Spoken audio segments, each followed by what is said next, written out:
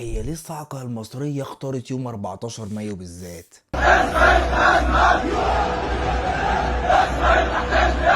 وليه التدريب في مدينة العبور؟ وليه تحديدا في ميدان الشهيد أحمد المنيري؟ صدقني الموضوع مش صدفة. 14 مايو ده نفس اليوم اللي أعلنوا فيه قيام دولة إسرائيل سنة 48، وهو نفس اليوم اللي أمريكا نقلت فيه سفارتها للقدس سنة 2018، في الوقت اللي إسرائيل عمالة تتكلم فيه على خطر الجيش المصري وتعاظم قوى الجيش المصري. فجأة قوات الصاعقة المصرية تعمل تدريب ضخم في مدينة اسمها العبور. الاسم لوحده رسالة. لا، والتدريب كان في ميدان الشهيد أحمد المنيري، الطيار المصري اللي طيارته كانت بتقع سنة 2016 وكان قدامه الاختيار انه ينط من الطيارة وينقذ نفسه، لكنه رفض يسيب الطيارة وفضل في الطيارة ووجهها في مكان بعيد عن الناس واستشهد، الله يرحمه. انت فاهم؟ المكان والتاريخ والاسم كلهم رسالة معناها ان العبور ما انتهاش، والبلد دي فيها رجالة ومستعدين وجيش قوي. هم شافوا الرسالة كويس جدا وعشان كده متضايقين وهيتجننوا،